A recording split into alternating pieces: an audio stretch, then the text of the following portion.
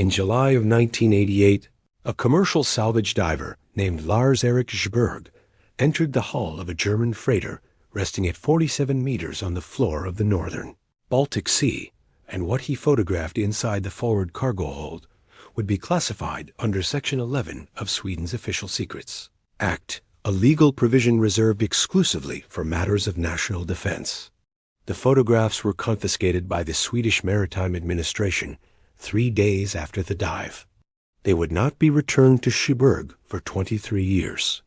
When they were finally released, through a Freedom of Information proceeding that took 4 years to resolve, the 12 images taken on a Nikonas V underwater camera showed the corroded interior of a World War II-era cargo hold, the silted remnants of supply crates, bulkheads thick with mussels and marine growth, and in the final 3 frames, a pale humanoid form pressed against the aft bulkhead of the wreck, its black eyes open, reflecting the beam of Sjöberg's dive light.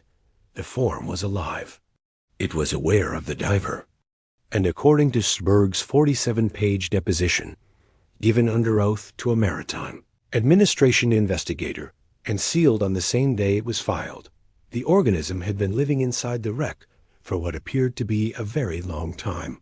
What follows is assembled from that deposition: the dive operations log of the salvage vessel Freya, the confiscated photographs, and a 2012 interview Sjöberg gave to a maritime journalist in Gothenburg, an interview published in the Gothenburg Post and removed from the newspaper's website within a week of its appearance. The MV Steinberg was a German coastal freighter of roughly 2,000 gross tons, built in Hamburg in 1938 and pressed into supply service for the German Navy during the final years of the war. According to German naval records held at the Bundesarchiv in Freiburg, the Steinberg departed Kiel on the 9th of November 1944, bound for a garrison on the island of Gotland, with a cargo of ammunition, medical supplies, and field rations. It never arrived. Swedish maritime records confirmed that wreckage consistent with the Steinberg, wooden debris, oil slick, a single life ring was recovered southeast of Gotland in mid-November 1944, and the vessel was officially listed as lost to enemy action, most likely a Soviet mine. The wreck was located in 1971 by a Swedish hydrographic survey vessel conducting routine bottom mapping operations east of Gotland, resting upright on a sandy seabed at a depth of 47 meters. It sat undisturbed for 17 years. In the spring of 1988, a Stockholm-based maritime salvage company called Nordisk Bergning secured a contract to assess several Baltic wrecks for potential recovery of non-ferrous metals, copper, brass, bronze, which by the late 1980s had become commercially viable to salvage from wartime vessels. The Steinberg was one of 4 wrecks on their survey list. Lars-Erik Sjöberg was the company's senior diver, a position he had held for 6 years. His personnel file, later submitted as part of the Maritime Administration proceedings, records over 500 logged Baltic dives, including dozens of wreck penetrations at depths exceeding 40 meters. His dive reports, according to his employer's testimony, read like engineering assessments, precise, clinical, devoid of speculation. In the recorded interview he gave 24 years later, Sjöberg described himself as the kind of diver who logged water temperature to the decimal and measured visibility in exact meters, not approximations. He had never filed a report that his employers questioned. He had never requested an emergency ascent. Both of those facts would change on the 11th of July, 1988. The Freya, Nordisk Bergning's primary dive support vessel, a converted North Sea trawler with a dive platform welded to her stern, departed Stockholm on the 8th of July and arrived at the Steinberg's charted position on the morning of the 10th. The dive operations log records the weather as overcast, winds from the southwest at 8 knots, sea state 2. Water temperature at the surface was 16 degrees Celsius. At the thermocline, approximately 28 meters, the temperature dropped sharply to 4 degrees. Below the thermocline, the water turned from pale green to a dark greenish gray, and visibility fell to 8 meters. Sjöberg's first dive on the Steinberg was a survey pass, an external inspection of the hull to assess structural integrity, identify entry points, and photograph the wreck's condition for the salvage assessment. The dive log records his bottom time as 24 minutes, his maximum depth is 48 meters, and his observations as routine. The hull was intact but corroded. The superstructure partially collapsed forward of the bridge, marine growth covering every surface, mussels, soft coral, patches of algae that had somehow found enough light to take hold at that depth. He noted one significant structural feature in his survey report, a section of collapsed deck plating over the forward cargo hold, approximately 3 meters wide, providing clear access to the hold's interior. He described the opening as, in his words, more than sufficient for safe penetration with full equipment. The second dive was scheduled for the morning of the 11th. Its purpose was to enter the forward cargo hold and assess the non-ferrous metal content of the Steinberg's fixtures, valves, pipe fittings, portholes, anything that Nordisk Bergning could strip and sell. Sjöberg entered the water at 0847 local time, according to the dive log. He was diving on surface-supplied air through an umbilical, with voice communications to the dive supervisor on the Freya. He carried 2 dive lights, a primary handheld unit, and a smaller backup mounted on his helmet, and the Nikones V camera loaded with 36 exposure Kodak Ektachrome film. The dive log records his descent as normal. At 47 meters, he reached the sand bottom and moved along the hull to the collapsed deck section he had identified the previous day. He entered the cargo hold at 0903. What the dive operations? Log records for the next 18 minutes is unremarkable. Sjöberg's communications to the surface were routine. Descriptions of the hold's interior dimensions, notes on silt depth, observations about the condition of the bulkheads and frames, comments on the remnants of cargo crates that had collapsed and partially buried themselves in decades of accumulated sediment. He was photographing the forward bulkhead fittings when, according to the dive log timestamp, his voice communications changed. The dive supervisor's log entry for 0921 reads, "Diver reports unusual observation, forward end of hold, requesting clarification on assignment scope." Sjöberg's deposition, filed 3 days later, describes the moment in language that is notably more measured than one might expect. He states that his primary dive light, sweeping the aft end of the cargo hold from a distance of approximately 15 meters, illuminated a form that he initially classified as a large marine animal, possibly a seal that had entered the wreck through the same collapsed deck section he had used. The Baltic does not have a resident seal population at that depth, but Sjöberg's first instinct, documented in his own words, was to find a rational explanation. The form was approximately 2 meters in length. It was pressed against the aft bulkhead of the cargo hold, partially obscured by a collapsed frame section. Sjöberg's testimony states that it was pale, not white, but the gray-white color of something that had never been exposed to sunlight, and that it had what he described as a humanoid upper body, shoulders, arms, a torso, and a head with long dark hair that drifted slowly in the still water of the hold. He did not move closer. He states that he raised the Nikones V and took his first photograph at a distance of approximately 8 meters, using the camera's flash, a decision that, in his words, he immediately regretted. The flash illuminated the entire aft section of the cargo hold for a fraction of a second. In that fraction of a second, according to his deposition, he saw details that the ambient light from his dive lamp had not revealed. He saw that the form's hands, pressed flat against the bulkhead on either side of its body, had elongated fingers connected by translucent webbing.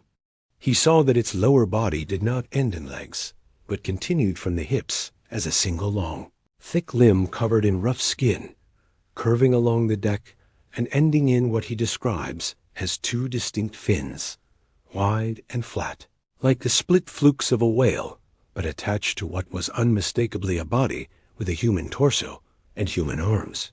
And he saw, in the moment the flash fired, that the form's eyes were open. They were entirely black, no white, no iris, no visible structure, and they were looking directly at the source of the light. They were looking at him. Sjöberg took 2 more photographs. His deposition notes that his hands were steady for the first exposure, but that his air consumption, which the dive log confirms, increased by 40% within the space of a single minute. The dive supervisor's log records the following communication at 0923. Diver requests immediate ascent. States assignment requires reassessment. Voice tone described by supervisor as controlled but unusually tense. What happened next occupies 7 pages of Sjöberg's deposition, and the precision of his language does not waver. He states that after the second and third flash exposures, the form moved. It did not lunge or charge. He is specific about this. It shifted its position against the bulkhead, turning its upper body toward him, and the movement was fluid in a way that Sjöberg's testimony struggles to articulate. He compares it to the way an eel moves, not the segmented motion of a body with joints, but a continuous, boneless adjustment of the entire form. The tail, and he uses the word tail in his deposition, without hesitation, slid across the deck plating, and the sound it made against the corroded steel was audible through his helmet. A low scraping, like wet leather drawn across metal. The creature's mouth opened. Sjöberg's deposition describes what he saw as 3 rows of thin, sharp teeth, needle-like, not the broad crushing teeth of a seal or a fish, but fine pointed structures that caught the beam of his dive light and reflected it. The face, and this is the detail that Sjöberg returned to 3 separate times during his deposition. The detail he appeared to find more disturbing than anything else was the face of a young man. Smooth, pale, with clean features that belonged on a living human being, and that made no sense on the thing he was looking at. He told the Maritime Administration investigator that the face was the worst part because everything else he could file as unknown species, unidentified marine organism, something the biologists would eventually classify and explain. But the face was human, not human-like human, and the eyes set into that human face were black from edge to edge, and they tracked his movement as he backed toward the exit point with the slow, deliberate attention of something that was not afraid of him. The creature did not pursue. Sjöberg's deposition is explicit on this point, and he was asked to confirm it 4 separate times by the investigator. The creature remained at the aft bulkhead, its body oriented toward him, its black eyes following his dive light as he retreated through the cargo hold toward the collapsed deck section and the open water beyond. It did not advance a single meter. The investigator's margin notes, recovered alongside the deposition in the 2011 release, include an annotation at this point in the testimony. Subject appears more disturbed by the creature's lack of aggression than by the encounter itself. And Sjöberg confirmed this in the 2012 interview, when the journalist asked him whether he had been afraid. He said the fear came later. What he felt inside the wreck, he said, was the disorientation of an experienced professional encountering something that did not behave according to any pattern he recognized, not the aggression of a territorial animal, not the flight response of a startled organism, but a calm and patient awareness that suggested intelligence, or something very close to it. He said the creature watched him the way a man sitting in his own living room might watch a stranger who had wandered in through an open door, not with alarm, but with a kind of settled, proprietary attention, as though it belonged there, as though the diver did not. His backup light caught additional details as he retreated, details he recorded in his deposition with the same clinical precision he applied to pipe fittings and hull corrosion. He observed scratch marks on the interior bulkheads of the cargo hold, deep, parallel grooves in the corroded steel, consistent in spacing and depth, covering large sections of both port and starboard walls. He observed what he described as accumulated biological material on the deck, not the normal silt and detritus of a submerged wreck, but denser, darker matter concentrated around the aft section where the creature had been positioned, and he observed, near the base of the aft bulkhead, a formation he struggled to describe, a mound of collected debris, fragments of wood, marine growth, tangled fishing line, what appeared to be bones of varying sizes, arranged in what he called a nest-like structure, roughly circular, approximately 1.5 meters in diameter. The structure, in Sjöberg's assessment, was not the result of currents or random accumulation. It had been built. And the scale of the biological material on the deck, the density of it, the depth of accumulation around the aft bulkhead, suggested to Sjöberg, who had entered dozens of Baltic wrecks over the course of his career, that this was not the result of a recent occupation. He had seen what wreck interiors look like when a seal takes shelter for a few days. Scattered debris, some scraping, minimal disturbance. This was different in kind. The scratch marks on the bulkheads extended across large sections of both port and starboard walls, some reaching higher than a man could stand, and their consistency, the same depth, the same spacing, the same 5-point contact pattern, repeated hundreds of times, spoke of years of habitual movement through the same confined space. In his deposition, when asked to estimate how long the organism had been present in the wreck, Sjöberg paused for what the investigator's notes describe as approximately 40 seconds. Then he said that based on the accumulation of biological material, the extent of the scratch marks, and the condition of the nest formation, his professional opinion was that the organism had been occupying the Steinberg's cargo hold for a minimum of 10 years, and possibly much longer. The investigator asked him to define much longer. Sjöberg said he did not want to speculate beyond what the physical evidence supported, and then he said, the Steinberg sank in 1944, and the degree of wear on the interior surfaces that were not consistent with normal marine deterioration was extensive enough that he could not rule out an occupation spanning decades.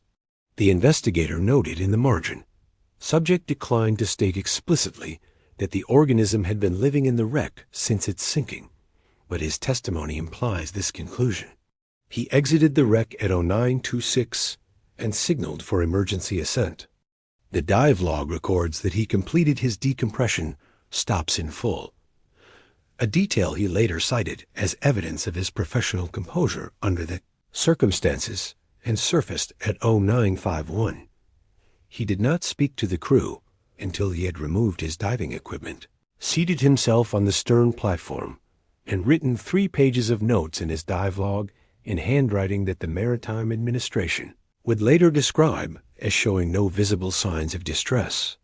This is a detail that matters, because what Sjöberg described should have produced panic. It did not. It produced, according to every available record, a man who methodically documented what he had seen, surrendered his camera film to his employer's safe, and sat on the deck of the Freya for an hour and 40 minutes without speaking to anyone before requesting to be taken back to shore. The dive supervisor's report, filed independently of Sjöberg's deposition, confirms the timeline and adds several observations that Sjöberg himself does not address in his own testimony. The supervisor states that when Sjöberg surfaced and removed his helmet, his face was the color of the steel deck, and his hands, which in 12 years the supervisor had never seen tremble, were shaking visibly enough that he could not unfasten his own harness. The supervisor unfastened it for him. Sjöberg sat on the dive platform, removed his gloves, and began writing in his dive log before he had taken off the rest of his equipment, the weight belt still around his waist, his fins still on his feet. The supervisor states that he asked Sjöberg what had happened, and that Sjöberg looked at him and said, "Do not send another diver into that wreck." He said it once, calmly, and the supervisor states that the tone of voice, flat, controlled, drained of all professional composure, was more unsettling than the words themselves. The supervisor did not send another diver into the wreck. He radioed Nordisk Bergning's Stockholm office and reported the dive as aborted due to an unspecified hazard, and the Freya departed the Steinberg's position that afternoon. No other diver from the company has ever returned to the wreck. Nordisk Bergning filed an incident report with the Swedish Maritime Administration on the 14th of July, 3 days after the dive. Sjöberg gave his deposition on the same day, 47 pages of precise clinical testimony delivered over 6 hours, with one 15-minute break during which, according to the investigator's margin notes, Sjöberg stood at the window of the Maritime Administration office in Stockholm and stared at the harbor without speaking. The 12 photographs were submitted as physical evidence. 5 showed the wreck's exterior, standard survey images, unremarkable. 4 showed the cargo hold interior, corroded bulkheads, silted deck, remnants of crates. 3 showed the organism. The first, taken at 8 meters, shows a pale elongated form against the aft bulkhead, partially obscured by a collapsed frame, indistinct in the camera flash, but clearly not wreckage, not a seal, not any catalogued species found in Baltic waters. The second, taken moments later, shows the form in sharper relief, the upper body turned toward the camera, the long dark hair suspended in the water, the hands with their webbed fingers pressed against the steel. The third photograph, the final image before Sjöberg began his retreat, shows the creature from approximately 3 meters, and it is this image that explains, more than any testimony, why the Swedish Maritime Administration classified the report under a provision designed for national defense secrets. The face is visible. The smooth, pale face of a young man, high cheekbones, a straight nose, features that would not be remarkable on any street in any city in the world. The eyes, entirely black, catching the camera flash, reflecting twin points of light that make them appear wet and alive and attentive. The mouth open, revealing rows of needle-thin teeth packed too close together in a jaw that is slightly too wide for the face. And below the bare torso, where legs should be, a long thick tail merging seamlessly at the hips, its surface rough and leathery in the harsh light of the flash, curving across the silted deck and ending in 2 wide, split flukes that are partially obscured by the collapsed frame section behind the creature. The creature's posture in this third photograph is different from the first 2. In the first image, it is pressed against the bulkhead, static, almost specimen-like. In the third, it is turned toward the camera, its torso twisted, one webbed hand lifted slightly from the surface of the bulkhead, and the overall impression, the word Sjöberg used in his deposition, is not of an animal reacting to stimulus, but of a being that is considering what it is looking at. The image quality, shot on Ektachrome film at 47 meters depth with a single camera flash and no ambient light, is poor by any conventional photographic standard. Grainy, blue-shifted, the edges soft with backscatter from particulate in the water. But what is in the center of the frame is clear enough. It is clear enough that the Swedish Maritime Administration confiscated the negatives along with the prints. It is clear enough that 2 government agencies and 1 NATO-affiliated institution reviewed them over the next 2 decades. And it is clear enough that when the photographs were returned to Sjöberg in 2011, the negatives for frames 34, 35, and 36, the 3 creature images, bore handling marks consistent with having been reprinted multiple times. A classification was issued on the 17th of July, 6 days after the dive and 3 days after Sjöberg's deposition. Section 11 of Sweden's Official Secrets Act covers information whose disclosure could damage national defense, not marine biology, not environmental protection, not public safety, but defense.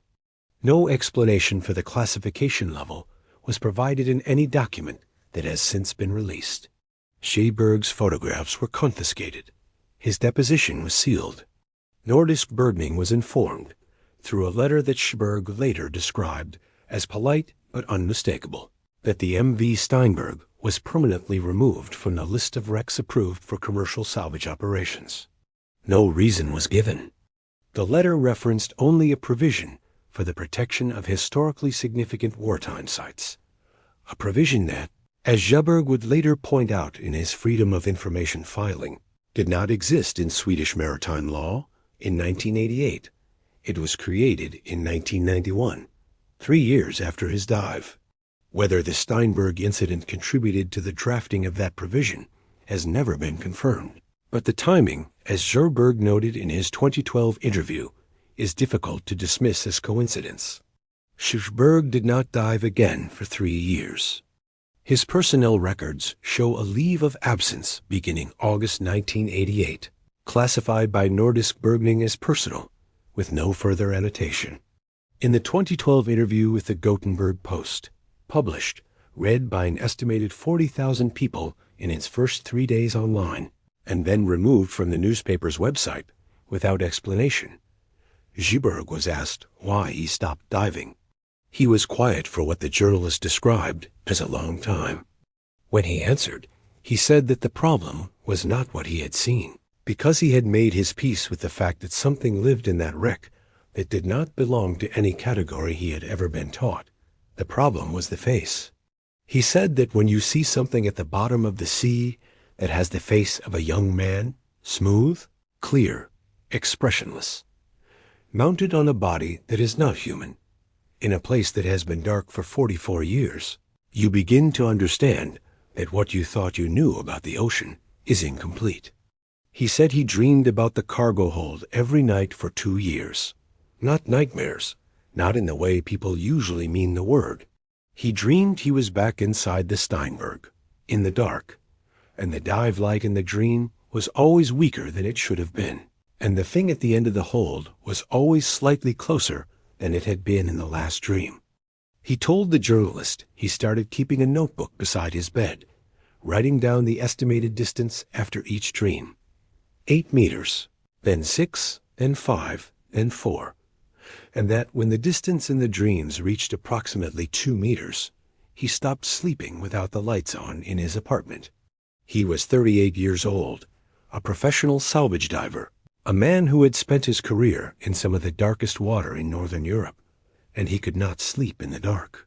He told the journalist it was the patience that disturbed him most, the way it had watched him, the way it had not attacked, the way it had simply turned and observed, as though it had been there for so long that the arrival of a human diver was an inconvenience, not a threat.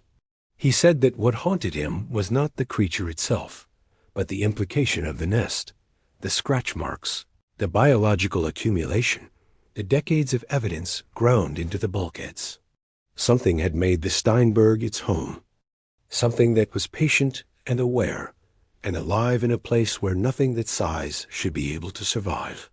And the Swedish government's response had been to lock the evidence away and pretend the wreck was simply a protected heritage site.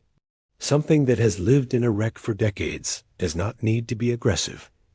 It simply waits. The Gothenburg Post article was online for 6 days before it was removed. The newspaper's editorial office, when contacted by researchers in 2018, stated that the article had been removed for legal reasons, which they declined to specify. Sjöberg's photographs were returned to him in 2011, 23 years after their confiscation, as part of a Swedish Freedom of Information proceeding that had been filed in 2007 and contested by the Maritime Administration at every stage. The administration argued, in its initial response, that the photographs constituted classified material under Section 11 and could not be released. Sjöberg's attorney countered that the classification had been applied improperly, that Section 11 pertained to national defense, and that the photographs of a marine organism, however unusual, did not constitute a defense matter. The case moved through 3 levels of administrative review over 4 years. At each stage, the Maritime Administration produced new reasons to maintain the classification archival integrity, ongoing research, international agreements, but at no stage did any official explain what, specifically, about the photographs warranted the highest level of civilian secrecy in Swedish law. The photographs were released in March 2011 without comment, alongside a cover letter stating that the Maritime Administration considered the matter closed. By then, the images had been examined by at least 2 government agencies, and according to documents released alongside them, forwarded to an unnamed third party, described only as a NATO-affiliated marine research institution. What those agencies concluded has never been disclosed. No report, no assessment, no analysis has ever been released. 23 years of institutional possession, and the official record contains nothing. No identification of the organism, no biological classification, no recommendation for further study, no acknowledgement that the photographs depict anything unusual at all. The silence is the most telling evidence of all. What has been disclosed through Sjöberg's recovered photographs, his 47 pages of sealed testimony, and the dive operations log of the Freya is that in July of 1988, a trained commercial diver with 500 logged divees entered a World War II wreck in the northern Baltic and found it occupied. The Swedish government's response was not to investigate the organism. It was to ensure that no one else went looking for it. But the Steinberg was not the only wreck in the northern Baltic. There are over 3,000 documented wrecks on the floor of the Baltic Sea. Wartime vessels, merchant ships, submarines, barges, many of them intact, many of them at depths between 30 and 60 meters. All of them dark, cold, and undisturbed for half a century or more. Each one of them is a potential shelter, a steel structure resting in water, cold enough to slow decomposition, dark enough to guarantee concealment, and remote enough that years or decades could pass between human visits. What Sjöberg found inside the Steinberg prompted a quiet administrative action that would not come to light for nearly a decade. A list of wreck sites in the northern Baltic that were designated as restricted for commercial salvage operations, with no public explanation for the restriction. The list contained 7 wreck sites. The Steinberg was one of them, and the list was shared through diplomatic channels that were never meant to be disclosed with one other Baltic government. 8 years after Sjöberg's dive, in the autumn of 1996, a Finnish Coast Guard investigator named Mikko Korhonen would discover that list in the files of a Swedish liaison officer at a joint Baltic Maritime Coordination Center. He would recognize the coordinates on it, because 2 of them fell within 12 nautical miles of the wreck site, where his own divers had just encountered something that the available science of the Baltic Sea could not explain. And he would learn, in the process, that the Swedish government had known about the organism for 8 years, had classified the evidence, had shared the restricted wreck list with Finland's own maritime authorities, and that no one in the Finnish chain of command had told him. The coordinates that Lars-Erik Sjöberg logged in his dive operations report on the 11th of July, 1988, the position of the MV Steinberg, the depth, the bearing from the nearest charted navigation point, were entered into a Swedish Maritime Administration database and assigned a restriction code that removed the wreck from all commercial salvage registries. But the coordinates did not stay in Sweden. According to documents obtained through Finnish Freedom of Information proceedings in 2014, the Swedish Maritime Administration transmitted a list of 7 restricted Baltic wreck sites to Finland's Transport Safety Agency in the autumn of 1989 through a bilateral maritime cooperation channel established during the Cold War for the exchange of navigational hazard data. The list arrived without explanation.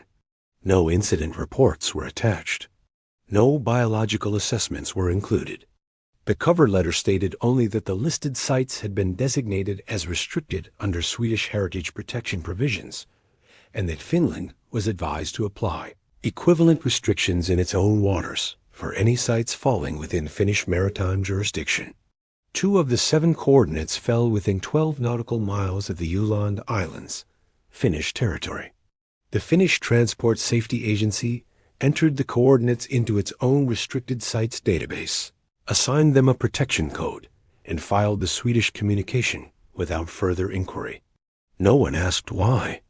For 7 years, the restricted coordinates sat in a database that was accessible to Finnish maritime authorities, but had never, according to the available records, been queried or reviewed by anyone investigating anything.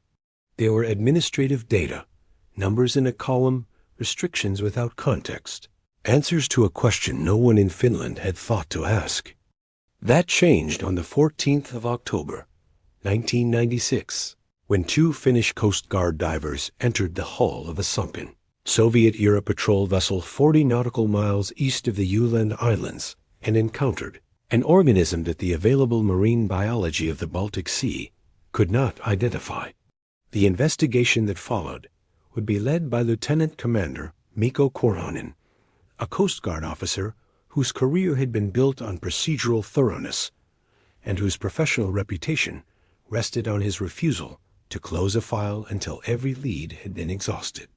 It was that quality, the inability to leave a thread unpulled, that would lead him to the Swedish list, to Sjöberg's sealed deposition, and ultimately to the evidence that two Baltic governments had been aware of the organism for nearly a decade and had chosen, in coordinated silence, to do nothing.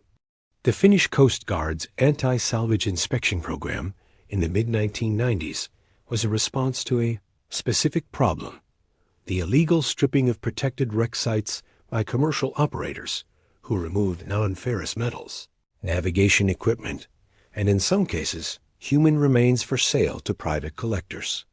Korhonen's unit was tasked with conducting regular inspection dives at protected wrecks to document their condition and identify signs of unauthorized disturbance. The wreck in question, designated in Finnish Coast Guard records as Site 11 Åland, a Soviet Kronstadt-class patrol vessel that sank in 1953 during a training exercise, had been on the inspection schedule since 1994, but had never been dived due to weather delays and personnel shortages. On the morning of the 14th of October, conditions were marginal but acceptable. Overcast sky, winds from the northwest at 12 knots, sea state 3, surface temperature 9 degrees Celsius.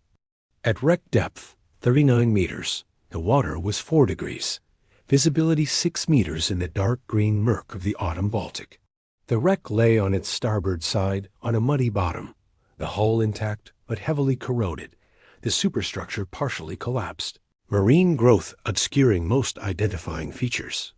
Korhonen's dive report, filed that evening and later reclassified, records that two divers entered the water at 10:34, reached the wreck at 10:41, and began a standard external survey to check for fresh tool marks, cut plating, or other evidence of illegal salvage. The external survey found nothing unusual. At 10:53, the divers entered the vessel's engine compartment through a torn section of hull plating on the port side. The engine compartment was a confined space roughly 15 meters long and 5 meters wide, choked with collapsed machinery, fallen pipe runs, and accumulated silt. Both divers were equipped with helmet-mounted cameras, standard Finnish Coast Guard issue, recording continuously throughout the dive. What the cameras recorded for the first 4 minutes inside the engine compartment was routine: corroded machinery, silted deck, the beams of two dive lights sweeping across surfaces that had not seen illumination in 43 years. At the 4-minute 12-second mark, the lead diver's camera captures a change. His light beam, sweeping the aft section of the engine compartment, where the main reduction gearbox had once been mounted, catches something that is not machinery, not silt, not the corroded remnants of a Soviet-era diesel engine. It is pale. It is approximately 2 meters in length, and it is pressed into a gap between the collapsed gearbox housing and the aft bulkhead of the engine compartment, in a space that should not be large enough to contain it, its body curved to fit the geometry of the wreckage around it. The audio track of the helmet camera captures the lead diver's voice, a sharp intake of breath, then a single word in Finnish that the Coast Guard transcript translates as contact. His dive partner's camera, angled slightly to the left, captures a wider view of the same space, a pale humanoid form with long dark hair drifting in the disturbed water, a bare torso pressed against corroded steel, hands with elongated webbed fingers gripping the edge of the gearbox housing, and a lower body that does not end in legs, but continues as a long, thick limb, gray-green in the dive light, the surface rough and uneven like cured leather, curving along the deck plating and ending in two wide fins that are pressed flat against the bulkhead behind it. The creature's face is visible for 11 frames of the recording, approximately half a second at the camera's frame rate. The face is smooth, pale, the face of a young man, and it is looking directly at the dive light with eyes that are entirely black. The mouth is closed. The expression, if it can be called that, is one of stillness, not alarm, not aggression, but the unbroken attention of something that has been disturbed and is deciding what to do about it. The lead diver's debriefing statement, given 2 hours after surfacing, contains a detail that does not appear in the camera footage because it concerns what the diver felt rather than what the camera saw. He states that when his light hit the creature's face, the smooth, human face set above a body that was not human, he experienced a recognition that was worse than the strangeness. He said, "It looked like a person." He said, "That is the part I cannot explain to you, because everything else I can accept as an unknown species, as something the biologists will name and classify. But the face was a young man's face, and the eyes were watching me the way a person watches something, not the way a fish does." His dive partner's debriefing corroborates the description independently. The same details, the same emphasis on the face, the same note of professional disturbance at the disparity between the human features and the body they were attached to. Neither diver had communicated with the other between surfacing and giving their separate statements. Then the creature moves. The helmet camera footage shows it release its grip on the gearbox housing and pull itself deeper into the wreckage with a single fluid contraction of its upper body, the tail sweeping across the deck, plating as it retreats, a motion that one of the divers would later describe in his debriefing as faster than anything he had ever seen move underwater, including the gray seals he had encountered in Finnish archipelago waters. Within 3 seconds, the creature is gone, withdrawn into a section of the engine compartment that the dive lights cannot reach, somewhere in the tangle of collapsed machinery and structural members that fills the aft third of the space. What it left behind was visible on both cameras.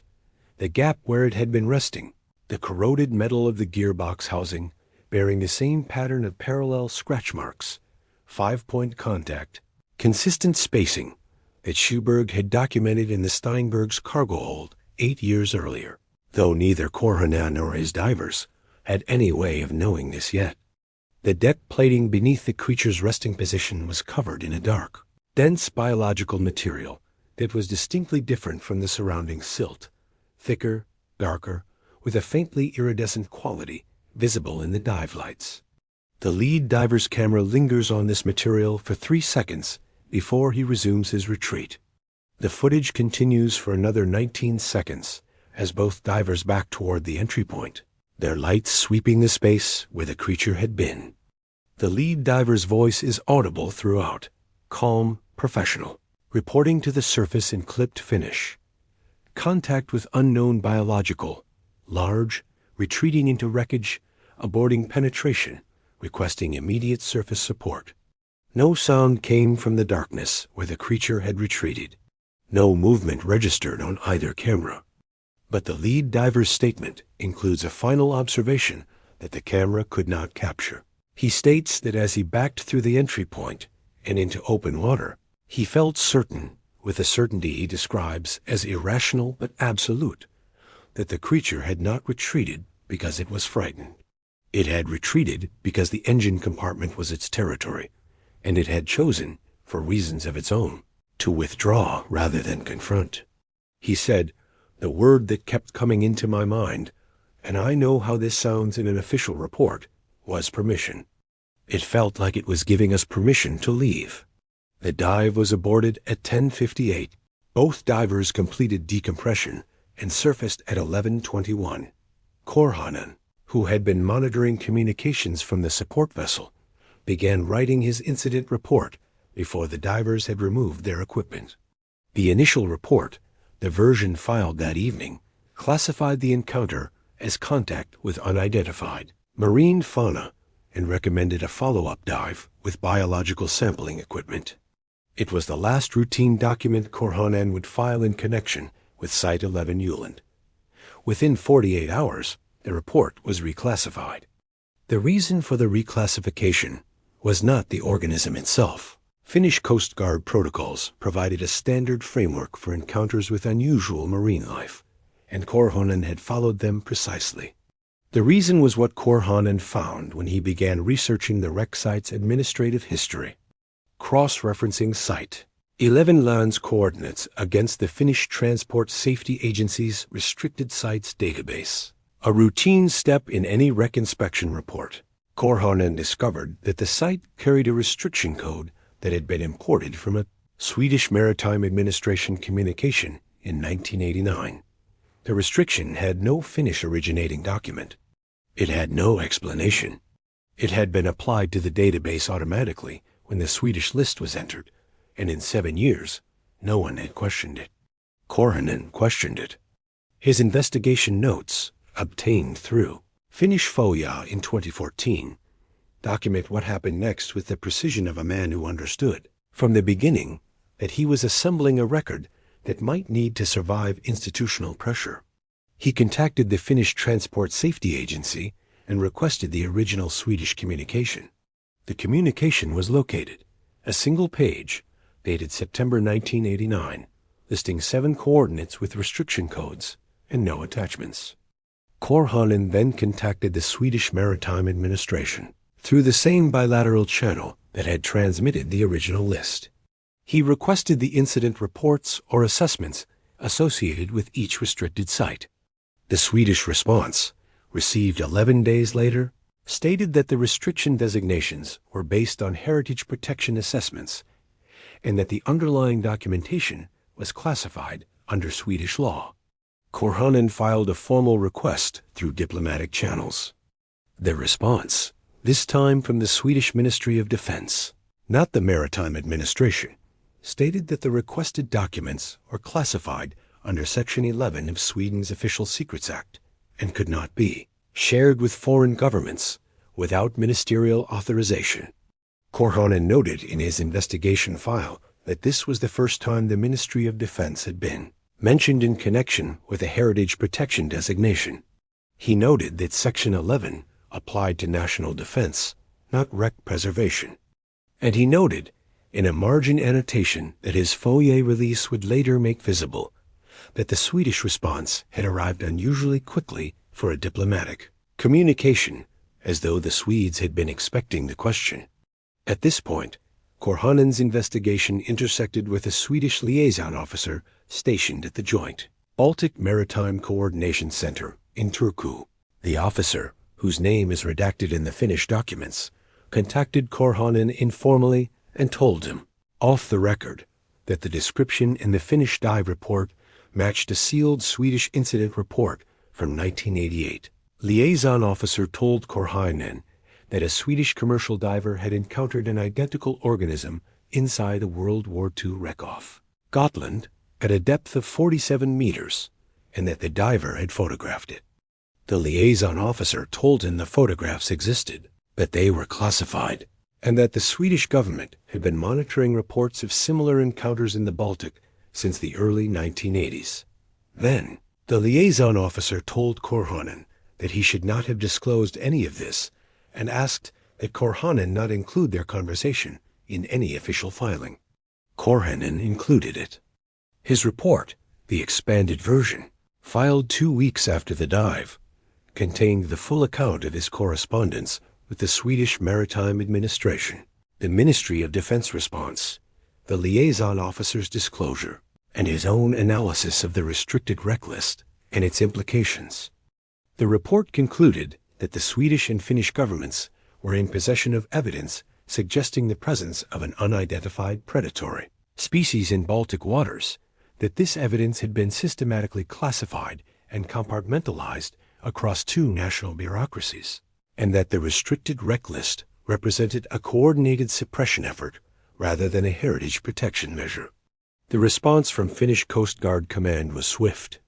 Korhonen was instructed to reduce the scope of his report to the factual details of the dive and the biological encounter, and to remove all references to the Swedish communication, the diplomatic correspondence, and the liaison officer's disclosure.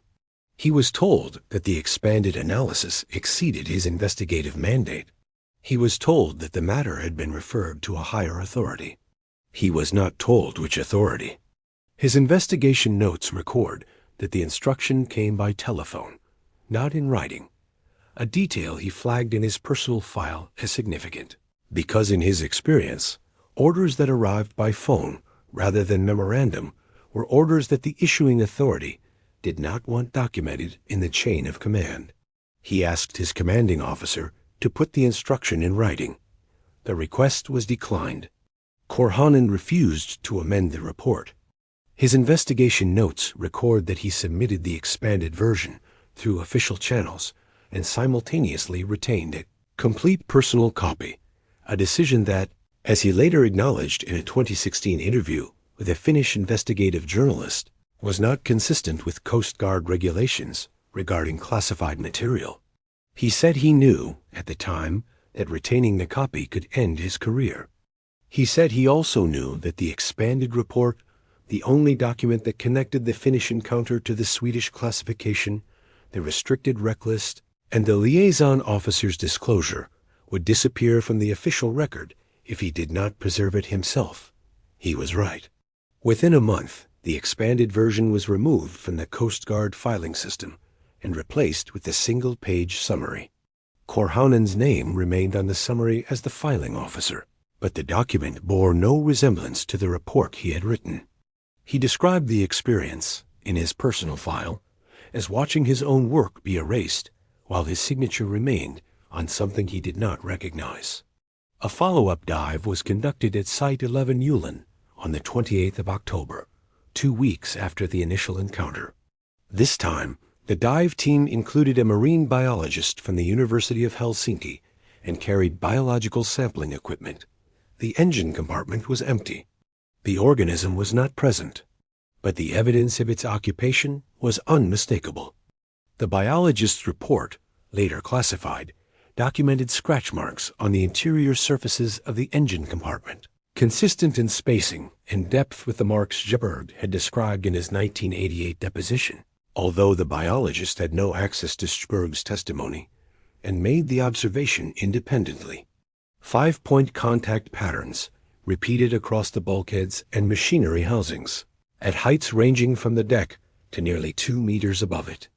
The biologist noted in her report that the pattern was not consistent with any known Baltic fauna, not the scraping of seals, not the marks left by large fish, not the abrasion of current-driven debris. The marks had been made by something with 5 distinct contact points, fingers, or structures functionally equivalent to fingers, exerting significant pressure against hardened steel. Biological material was recovered from the deck and bulkhead surfaces, tissue samples, mucus residue, and what the biologist described as shed epidermal cells of unknown origin. The tissue samples were grayish-white, translucent, and did not match the cellular structure of any species in the University of Helsinki's Marine Biology Reference Database. The mucus residue contained proteins that the preliminary analysis could not classify, not fish, not mammal, not any intermediate category that the lab's equipment could resolve. The samples were sent to the University of Helsinki's Marine Biology Department for full genomic analysis. The results were classified before they were published. The biologist who conducted the analysis was informed that her findings were subject to a national security restriction and that she was not to discuss them with colleagues, publish them in any journal, or retain copies of her own work. She complied. Her name does not appear in any subsequent document related to the investigation. The joint inquiry that Korhonen proposed, a bilateral Finnish-Swedish investigation into the restricted wreck sites and the organisms occupying them, was rejected by both Helsinki and Stockholm within a month. The Swedish liaison officer who had spoken to Korhonen was transferred from the Turku Coordination Center. Korhonen's expanded report was sealed. The official record of the Site 11 Åland inspection was reduced to a single page, noting an encounter with unidentified marine fauna and recommending no further action. Korhonen served in the Finnish Coast Guard for another 16 years. He retired in 2012 with a service record that contained, in its official version, no reference to the events of October 1996. But his personal investigation file, the copy he had retained against regulations, did not stop growing after his report was sealed. Over the following 16 years, first quietly while still serving, and then openly after his retirement, Korhonen collected information through unofficial channels. Reports from Baltic fishermen who described encounters near wreck sites. A Danish naval officer who confirmed off the record that Denmark maintained a similar restricted wreck list with its own classified incident reports attached, and a retired Swedish Coast Guard captain who told Korhonen that the monitoring program referenced by the liaison officer had been in operation since at least 1983 and had documented encounters at 5 separate wreck sites across the northern Baltic. The Swedish captain told Korhonen that the program had no official name and existed only as a standing directive within the Maritime Administration to route any reports of unusual biological encounters near wreck sites to a specific office in Stockholm, an office that, as far as the captain knew, had never published a finding, issued a public advisory, or acknowledged the existence of the reports it collected. Korhonen also obtained, through a source he does not identify in his file, a partial copy of the restricted wreck list as it existed in 2008, 20 years after Sjöberg's dive. The list had grown from 7 sites to 11. None of this information has been officially confirmed by any government. All of it appears in Korhonen's personal file. In 2015, 3 years after his retirement, Korhonen traveled to Gothenburg and met Lars-Erik Sjöberg in person. The meeting, documented in Korhonen's file, lasted 4 hours. It took place in Sjöberg's apartment, a top-floor flat overlooking the harbor, where, as Korhonen noted, the retired diver had chosen to spend his later years within sight of the water. He had not entered professionally in over 2 decades. Sjöberg showed Korhonen the photographs, the 12 images returned to him in 2011 after 23 years in government custody. Korhonen's notes record that when he saw the 3rd photograph, the creature's face, the black eyes, the needle teeth, the young man's features set in a thing that was not a man, he recognized what he was looking at. Not because the photograph matched the helmet camera footage from 1996, because it was, in every observable detail, the same creature, or one so similar that the difference was academic.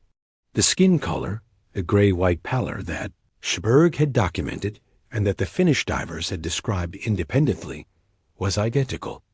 The proportions of the upper body, the length and thickness of the tail, the shape of the split flukes, all consistent between the Nikonas V photograph taken in 1988 and the helmet camera footage recorded in 1996. Korhonen noted that the creature in Sjöberg's photograph appeared slightly larger than the one in his diver's footage, but acknowledged that the difference could be accounted for by distance estimation errors, camera distortion, or the simple difficulty of judging scale inside a confined wreck space at depth. Sjöberg told Korhonen about the cargo hold, the nest, a patience, the way the creature had watched him with proprietary calm, as though the diver were an intrusion it had decided to tolerate. Korhonen told Sjöberg about the engine compartment, the speed of the retreat, the lead diver's unsettling conviction that the creature had given them permission to leave.